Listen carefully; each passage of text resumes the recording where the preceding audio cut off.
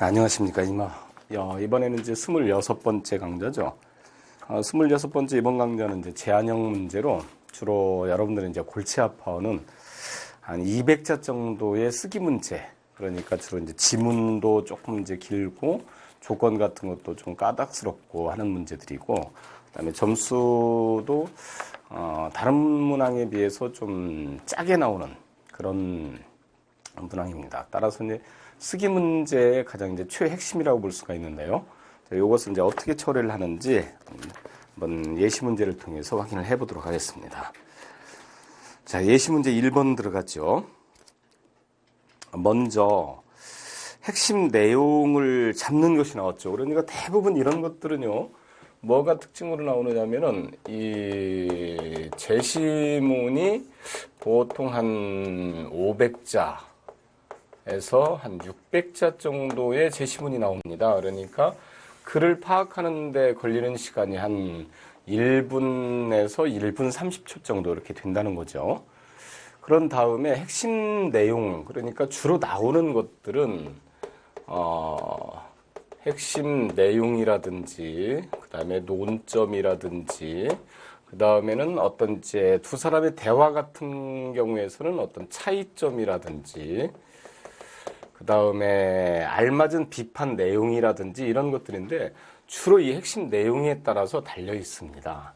그러니까 주제 파악 문제가 대부분이라고 볼 수가 있겠죠. 그래서 한마디로 요약을 하면 주제 파악 문제라고 볼 수가 있습니다. 그리고 이제 이 중에서 유의할 점 같은 것은 뭐가 있느냐 하면 띄어쓰기 맞춤법 같은 것은 그렇게 큰 문제는 안 됩니다만, 그래도 표준 맞춤법에 의존을 해둬야 되겠죠.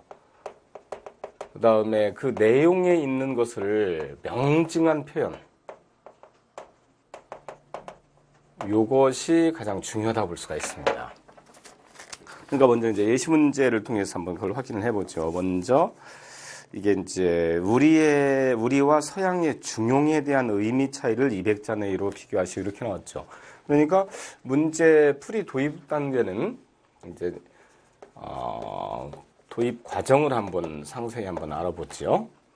첫 번째 핵심 내용을 먼저 잡아야 되겠죠. 그러니까 내용 파악을 먼저 해야 되고, 여기에서 핵심 내용은 중용의 의미에 대해서 얘기를 하고 있는데, 중용의 의미 중에서도 서양과 동양, 특히 이제 우리와의 이런 차이, 동양의 대표적인 것은 우리고, 사실 역사학자나 철학자들의 분류에 따른다고 하면은, 그 사람들 설명에 따른다고 하면은,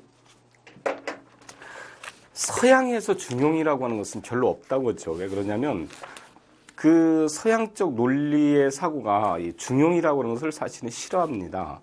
그러니까 어느 한쪽으로 명확한 결론 또는 한쪽으로 딱 치우쳐서 나타나는 그런 의미 같은 것을 많이 이제 주력을 하고 있고, 그다음에 이제 중용이라고 생각하면은 대충 대략대라 해서 얼버무린다라고 하는 생각 때문에 서양에서는 원래 그 철학 개념에서 별로 좋아하는 개념은 아닙니다.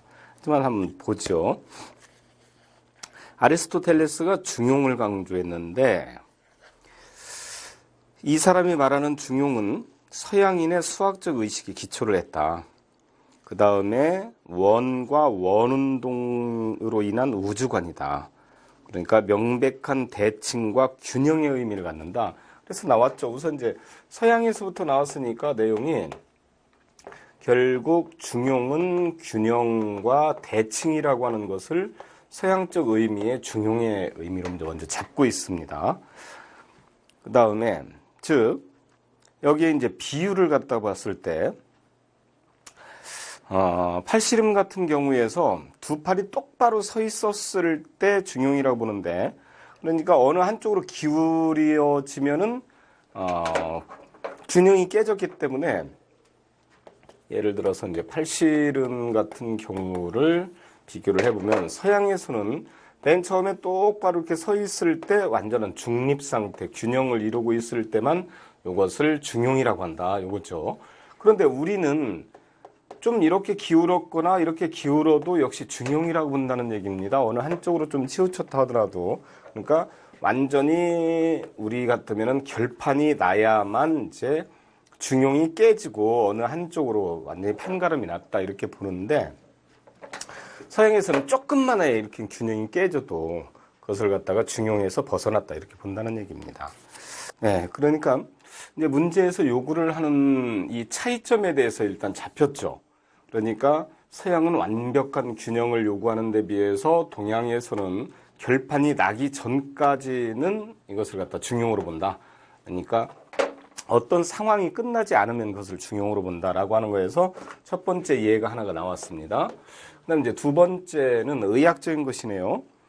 또 약을 쓰는 방법에도 나타나는데, 서양의 의학은 병원체와의 전쟁이고, 그 다음에 대상을 완전히 제압하는 것인데 반해서 우리 의학은 각 장기간의 균형을 중시한다. 그런 얘기죠. 그러니까 즉 서양의학이 간장이 나쁘다면 간장의 능력을 희생시키는 방향으로만 쓰는데, 우리는 더 이상 간장 기능을 강화할 수 없다고 할 때는 대치되는 심장 기능을 약하게 만드는 방법을 쓴다. 자, 이렇게 대해서 가치관이 다르다 이런 겁니다. 그러니까 여기에는 종합 정리를 해보면 의학 분야에서도 서양에 있는 것은 아주 직접적인 데 비해서 중용이, 그러니까 어떤 한 부분에 대해서 직접 그것을 갖다가 처방을 하는 데 비해서 우리 동양적 사관, 우리의 사관은 그런 것이 아니라 다른 것과의 균형을 갖다가 맞추는 데다가 중심을 둔다. 이렇게 보는 거죠. 그러니까 이 대상이 벌써 다릅니다. 그러면 이 차이점을 갖다 이렇게 잡았으면은 보통 이제 200자 정도면 한 보통 이제 2문장에서 3문장 정도가 됩니다. 이 정도에서는 대개 이제 좀 짧게 이렇게 해서 3문장 정도로 끊어도 되고요. 일반적으로 2문장으로 이제 표현을 해도 되고, 그렇다면 이제 이것을 어떻게 표현을 할 것이냐라고 하는데 이제 달려 있죠. 그래서 분석에서 이제 그 설명했던 것이 이제 나와서 이게 이제 우선 답안제 정리를 갖다 해서 보면은 이렇게 써야 되겠죠. 그러니까 문제가 핵심이 이겁니다. 서양과 동양의 중용의 의미 차이에 대해서 얘기를 했으니까 먼저 뭐 도입은 이렇게 됩니다. 서양은 어떤 것에 비해서 동양은 우리는 어떠한 것이다. 따라서 뭐뭇이 차이가 난다. 이런 식으로 이제 해도 되고요. 거꾸로 뭐 이 글의 제시문 하고는 이제 뭐 별로 문제고 그것을 완전히 원용을 갖다가 하지 않아도 됩니다. 그러니까 원래 동양에서 말하는 중용이라고 하는 개념은 어떤 것인데, 이에 비해서 서양은 어떤 것이니까 그 의미의 차이로 본다고 하면은 크고 작음 뭐 이런 것들에 대한 이제 되겠죠.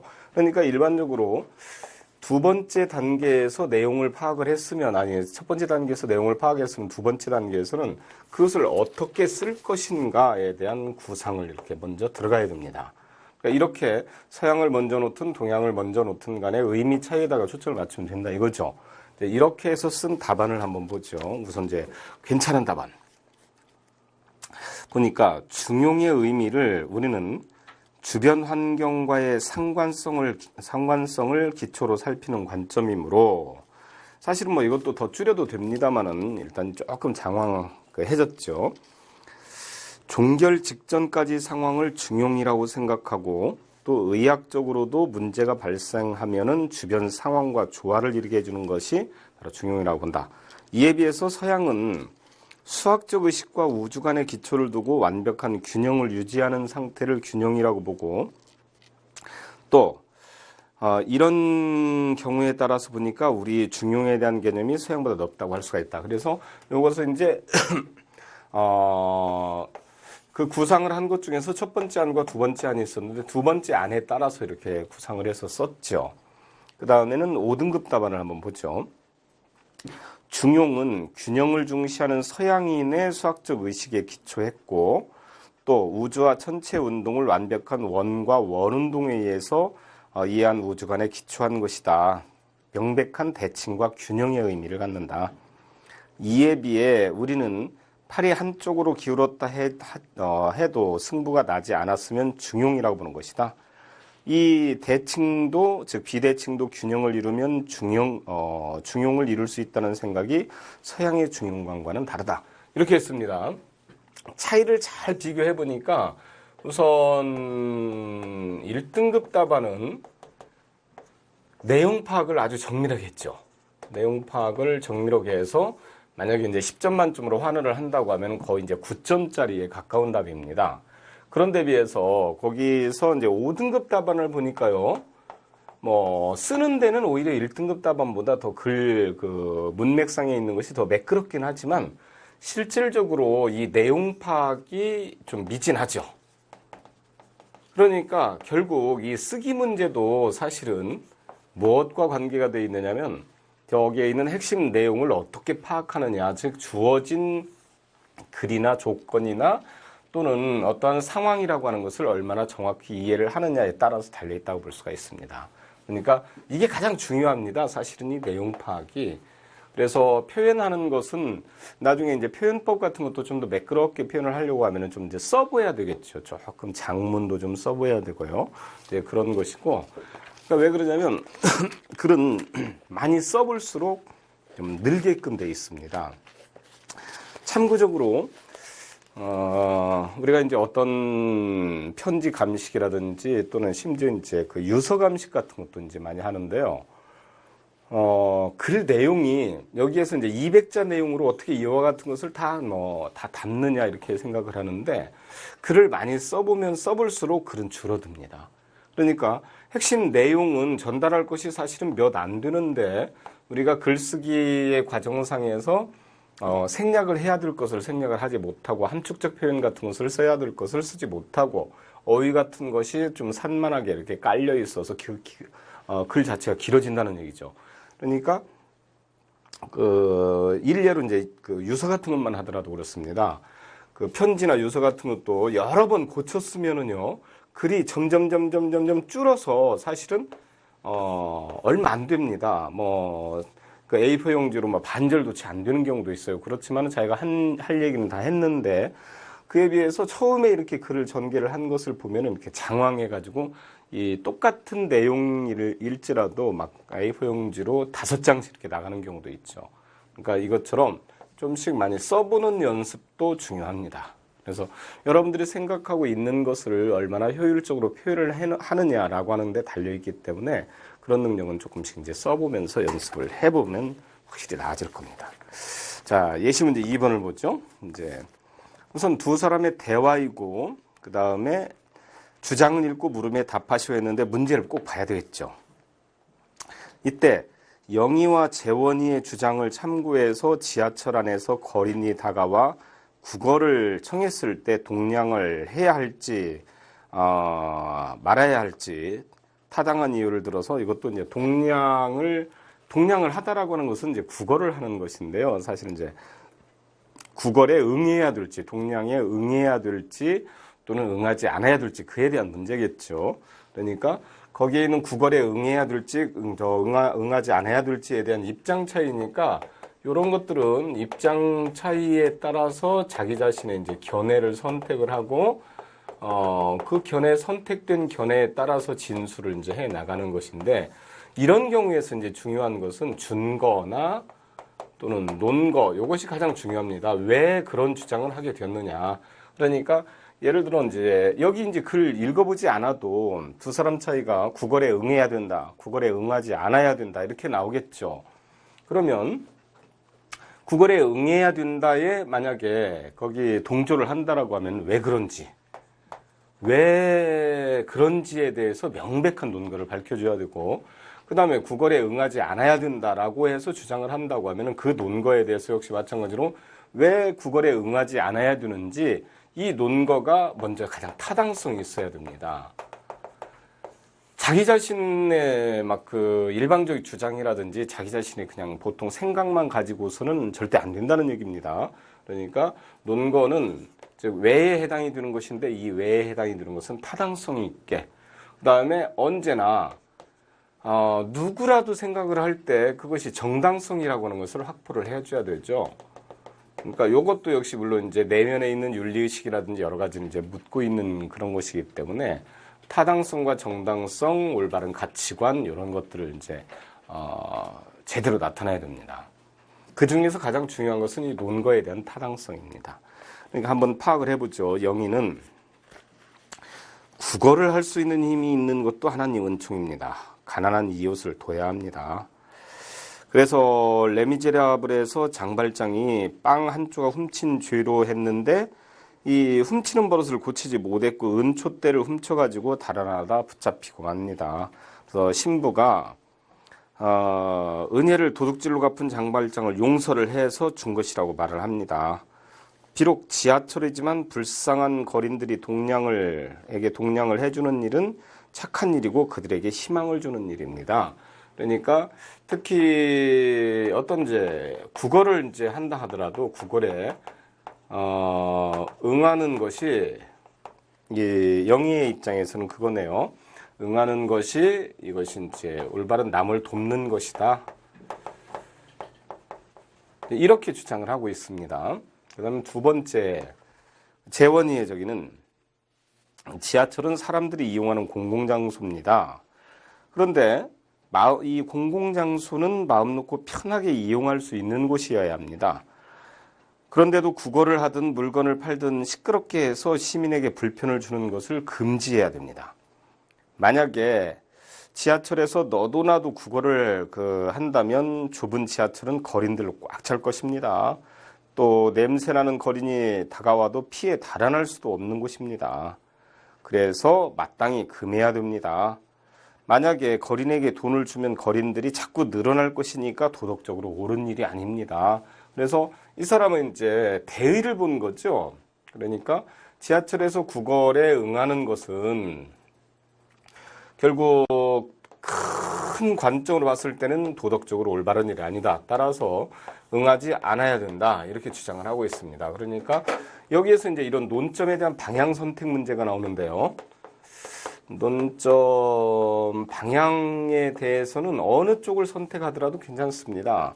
그러니까 여기에 있는 이제 영희의 입장에 따라서 국어에 그래도 응해야 된다. 하다못해 우리가 도울 수 있는 그런 조그만한 그런 것도 그런 데서 돕는 거 아니겠느냐. 이렇게 얘기를 하고, 그 다음에 재원이의 입장에서는 공공장소에서는 그런 저기를 갖다 돕는 것이 오히려 남들에게 피해를 끼치는 것이다. 그러니까 그것은 국어를 금지해야 되고 돕지 말아야 된다. 이렇게 얘기를 하고 있죠.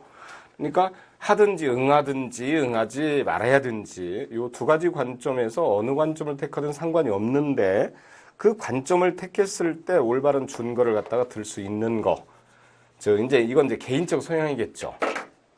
여러분들이 생각을 할 때 이 문제만 하더라도 그 지하철에서 국어에 응해야 되느냐, 응하지 않아야 되느냐 이런 것들은 여러분들 생각을 하면 됩니다. 그런데 그 주장을 할 때 가장 중요한 것은 객관적 타당성을 확보를 해야 된다라고 하는 것이 가장 중요하죠. 그래서 이제 문제에 있는 분석을 해보면 이제 그런 것들이 되고요. 이제 모범 답안을 한번 보죠. 우선 영희의 입장이니까 그건 이제 국어에 응해야 된다라고 하는 입장을 갖다가 지지한 경우네요. 그러면 지하철 같은 공공장소에서 국어를 하는 거린들이 불쾌감을 준다든지 심지어 위협적인 대상으로 인식되는 것은 사실이다. 일단 인정을 해줬죠. 하지만 그들도 자존심이 있는 인격체들이고 분별력이 있는 사람들, 즉 짐승이 아니다. 그리고 그들은 우리의 절실한 도움을 필요로 하는 사람이다. 따라서 우리가 도울 수 있는 한 그들을 도와야 된다. 그러니까 우리의 도움으로 새로운 삶을 건설하는데 우리가 손을 걷어붙이고 나서야 된다. 이렇게 얘기를 했죠. 그러니까 여기에서 일단 응해야 된다. 도와야 되는데 준거를 갖다 분석을 해보니까 그들이 일단 도움이 필요한 사람이다. 이 필요한 사람에게 응하는 것이 가장 마땅한 도리이고 또 그 사람들의 재기를 위해서도 역시 도와야 된다. 이렇게 해서 준거를 3가지나 들었습니다. 물론 이제 더 압축해서 이렇게 표현을 할 수도 있었습니다만 글이 조금 장황해지는 했죠. 그래도 점수를 갖다가 이게 거의 1등급이니까 거의 막 10점 만점으로 9.5점 정도 주는 답안입니다. 이에 비해서 10점 만점에 한 1, 2점밖에 안 나오는 점수를 한번 보죠. 이제 일단은 이제 재원이의 입장을 갖다가 지지를 했네요. 지하철 같은 공공장소에서 구걸을 하는 거린들이 우리의 기분을 상하게 하거나 더러운 냄새 등으로 불쾌감을 주고 위협적인 대상이 되어서 해치고 있다.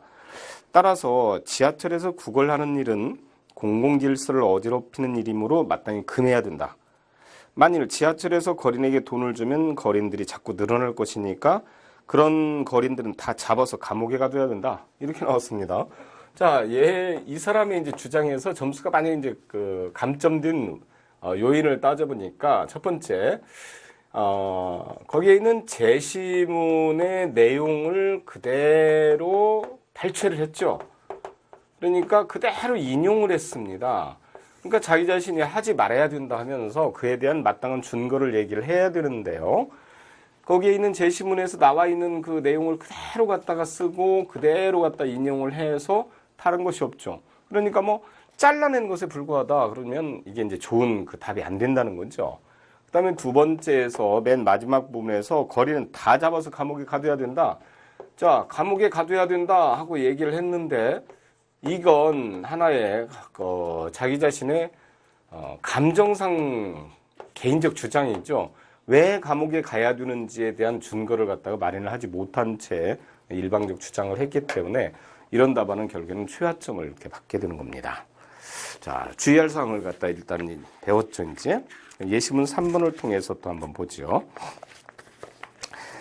가와 나의 가를 바탕으로 해서 맹진사의 삶에 대한 태도에 대한 자신의 생각을 논술하시오. 이때 이제 자신의 생각을 논술하시오 했는데요. 이런 것들은 이제 어떤 견해를 갖다 피력하는 문제죠. 역시 견해를 피력할 때도 가장 중요한 것은 그에 대한 확실한 논점을 갖다가 파악을 해둬야 되고 그 논점에 대해서 주장을 하면은 그 주장에 대한 준거를 갖다가 정확히 들어야 되고 그렇습니다. 그러니까 결국에는 여기에서 논거의 타당성을 묻는 그런 문제라고 볼 수가 있습니다. 항상 준거라든지 논거 막 그렇게 어렵게 얘기를 하니까 여러분들이 좀 힘들어할지 모르는데요. 그냥 단순하게 생각해서 어떤 주장을 하면은 왜 그런지에 대해서 밝히는 것이 이게 준거와 논거입니다. 그러니까 왜 그런지를 갖다 반드시 써줘야 된다는 거죠. 자, 먼저 가번에 있는 것을 갖다 파악을 해보니까 여러 가지의 삶의 방식 중에서 어떤 삶을 선택할 것인가 하는 문제는 가치에 따라서 달라진다. 그러니까 어떤 사람은 출세와 이익을 위해서 살고 어떤 사람은 보람과 성취감을 더 중시하기도 하는데 그렇다면 참되고 의미 있는 삶을 살고자 하면 어떻게 해야 될까? 그러니까 참되고 의미 있는 삶을 갖다 물었죠. 그러니까 여기에서 이제 파악을 특히 해서 나갈 때, 이 글에 대한 준거는 참된 삶에 대한 가치관을 갖다 묻는 것이 그러구나. 이렇게 볼 수가 있습니다. 근데 그 가치관을, 물론 이제 이게 좀 더 타당해야 됩니다. 예를 들어서 나는 내 마음대로 살면 된다고 생각한다. 이것도 타당하다고는 하다고 볼 수 없지는 않지만, 그럼 내 맘대로 왜 살아야 되느냐라고 하는 것을 갖다 얘기를 해줘야 되겠죠. 그 얘기를 하다 보면은, 여러 가지 이제, 우리가 얘기하는, 준법 정신, 사회적 요구, 그 다음에 인간에 대한, 생존의 법칙, 삶의 그런 어떤 가치관, 이런 것들이 많이 위배가 되니까 그런 것들을 진술을 제대로 못하겠죠. 그러니까 결국에는 이 타당해야 된다는 얘기는 거기에서 마땅한 일반적인 보편적 이제 타당성이라고 합니다. 그것을 보편적 타당성인데 이 보편적 타당성을 확보하기 위해서는 우리가 일반적인 사유에 그 관습적으로 다 인정을 해주는 것들 이런 것들을 갖다 중시를 해줘야 되겠죠. 그래서 나번에 이제 맹효원이와 맹진사에 대한 적이네요. 그럼 맹진사는 사주를 갖다 보내기로 했는데 그랬더니 거기 맹유연이가 정신이 있어 묻는 것이냐? 신랑이들 미연이지 누구야? 그랬더니 또 맹진사가 뺨을 맞아도 금가락지 낀 손으로 맞으랬다고 저쪽은 김판서 대감 아닙니까? 그러니까 신랑 선도 안 입어보고 오고 그냥 어떤 대금산삭 그러니까 권력지향주의죠. 여기에서 맹진사의 삶에 대한 가치관은 배금주의 사상 또는 뭐 돈이면 다 된다라고 하는 뭐 그런 것들. 지금 현대 사회를 갖다 대변을 해주고 있기도 하고요. 사실상 미래로 점점 나아가면 나아갈수록요, 이 경제적 가치가 중요해지는 것은 사람들의 삶에 대한 어떤 질이라든지 방법이라든지 이런 것들이 사실은 돈으로 결정되는 것이 거의 많습니다. 그러니까 돈으로 막 생명도 사고 또 돈으로 안 해낼 수 있는 일이 거의 없죠. 못 해내는 일이요. 그러니까 그 돈에 이제 그 집착을 할 수밖에 없는 것이고, 그렇다면 다른 어떤 뭐 제도적 구원장치 같은 것이 있을 것 아니냐. 그런 것도 돈으로 되기 때문에 사실은 미래 사회에서는 이 돈에 대한 경제학, 이것이 가장 중요한 삶에 대한 가치로 자리 잡을 겁니다. 점점 더 발달될수록 그래요. 그러다가 보면은 이제 여러 가지 이제 격차가 나기 시작하고 이제 문제점이 사회적으로 이제 부각이 되고 그러겠죠. 그 문제가 크게 터지고 나서야 나중에 이제 그 가치관에 대해서 다시 따지게 되는 겁니다. 그러니까 글쎄요, 뭐 제가 일반적으로 예측을 했을 때 개인적인 생각은 한 400~500년 정도가 더 지나야 되겠죠. 그러니까 아마 저나 여러분들이나 이런 것들은 뭐 그런 새로운 세상에 대한 가치관이 정립될 때까지 살기가 좀 힘들겠죠. 이제 우리 후손들한테 맡기고요. 자, 이제 그거 문제입니다. 그러니까 맹위원이 그럼 너는 권문세도만 믿고 무조건 딸 자식을 주겠다는 것이냐? 신랑 성격이 포악하든 괴팍스럽든 말이다. 그랬더니 에이, 사내란 미진한 것보다 괴팍스러운 게 낫지요. 그러고는 뭐 좀 더 줏대 없이 이제 활동을 합니다. 그러니까 여기에서 배금주의 사상이고 권력지향주의고 뭐 이런 것들이네요. 자, 그러면 그거에 대해서 자신의 생각을 갖다 말을 해라. 그렇게 얘기를 했으니까요. 이제 여기서는 이제 이렇게 딱 따져야 되죠. 우선 이제 구상을 하는데요. 맹진사의 삶에 대해서 긍정도 있고, 그 다음에 부정도 있고, 그 다음에는 긍정과 부정의 양쪽 다 비판을 한 양비론 쪽이 있고, 그 다음에 네 번째는 양쪽 다 괜찮다라고 하는 양쪽의 긍정론 쪽이 있고, 그래서 양비론, 그 다음에 양극론 뭐 이런 것들이 있죠. 그러면 여기에서 따져봤을 때는요, 사실은 짧은 글이기 때문에 이런 양비론이나 둘 다 비판하는 것이나 둘 다 옹호하는 것은 좀 글이 장황해지고 논거가 부실해지기 때문에 그냥 이렇게 해야 된다라고 써버리면 이제 그 200장 끝나버리기 때문에요. 그러니까 별로 적당하진 않습니다. 그래서 확실한 긍정과 부정의 입장을 갖다가 취해서 해야 되는데 자기 자신이 생각하는 거에서 여기에서 긍정이든 부정이든 괜찮습니다.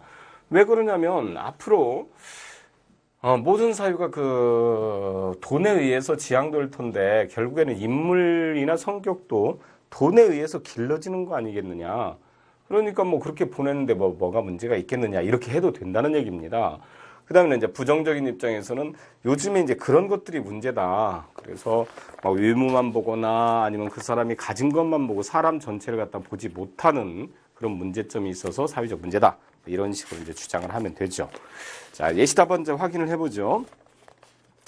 자, 1등급에 대한 이제 답안을 보니까 이런 것들입니다.